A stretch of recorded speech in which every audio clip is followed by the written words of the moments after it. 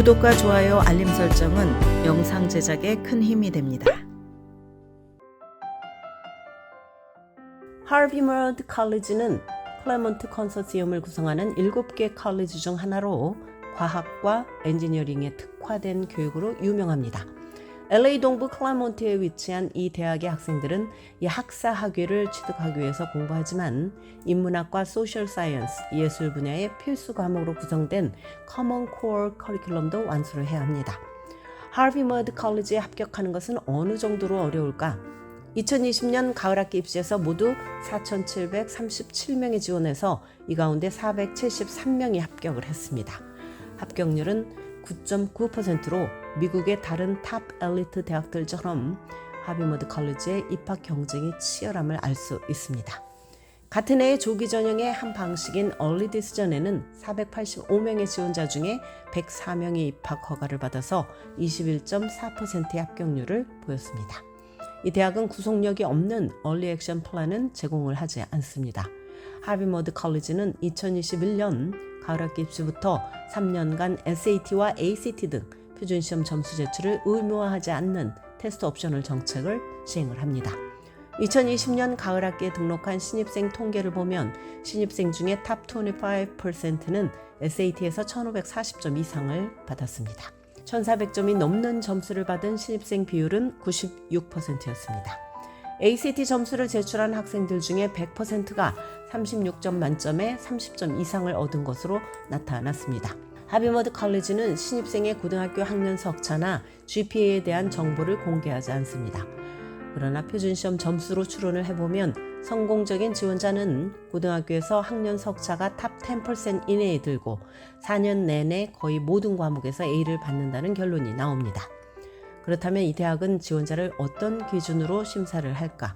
2020-2021년 하비머드 컬리지의 커먼 데이터셋에 따르면 이 대학이 입학심사에서 매우 중요한 것으로 꼽는 항목은 고등학교에서 수강한 수업의 난이도, GPA, 에세이, 추천서 등 4가지입니다.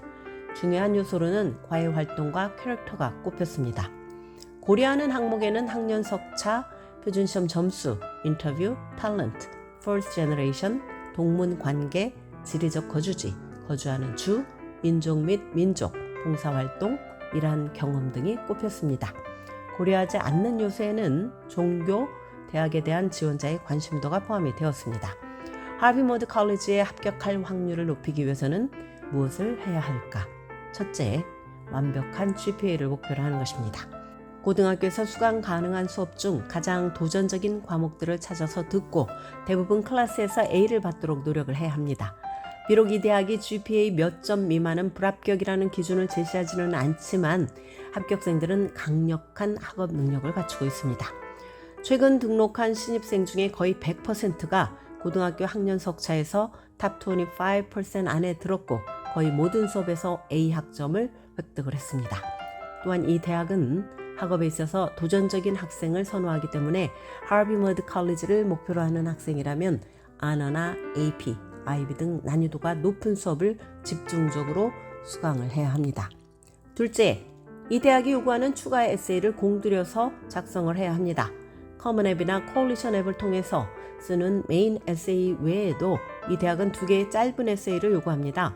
지원자는 자신의 강점과 캐릭터, 진실된 생각을 피력하는 목소리, 하비머드 캠퍼스에 자신이 공헌할 수 있는 부분 등을 에세이를 통해서 생생하게 담아내야 합니다. 또한 이 대학이 STEM에 특화된 교육기관이다 보니 STEM에 대한 열정을 담아야 하는 것은 당연합니다.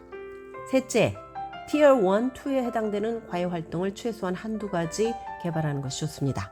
소위 스파이크라고 불리는 것이 바로 Tier 1이나 2의 활동입니다. 하비머드 컬리지의 학업 환경은 매우 도전적일 뿐만 아니라 진짜 현실 세계의 리서치에 참여하고 과학을 이 사회에 이식하는 방법을 학생들에게 가르칩니다. 입학사정에서 최고의 성적이 가장 중요한 요소로 작용하기는 하지만 입학사정관들은 지원자가 교실 밖에서 어떤 열정과 스킬을 가지고 살아왔는지 보고 싶어 합니다. 일반적으로 학생이 교실 밖에서 정기적으로 해온 활동이 있다면 무엇이든 과외 활동으로 인정이 될 수 있습니다.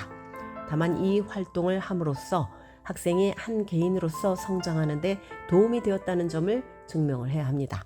수많은 과외 활동이 있지만 대학 입학사정관들은 액티비티를 보통 4가지의 티어로 구분을 합니다.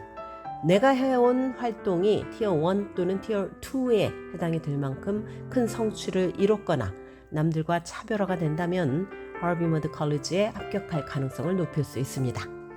넷째, 강력하고 세심한 추천서를 받는 것입니다.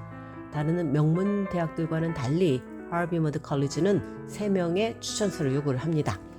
한 개는 카운슬러, 다른 한 개는 수학이나 과학 교사, 그리고 세 번째 추천서는 인문학이나 소셜 사이언스, 예술 과목 교사로부터 받아야 합니다. 추천서에 내가 어떤 사람인지 잘 드러나야 함으로써 나를 잘 알고 나의 성품과 능력을 긍정적으로 말해줄 수 있는 교사에게 추천서를 부탁하도록 합니다. 지금까지 교육 전문 컨설팅 그룹 어드미션 메서스 진아킴이었습니다.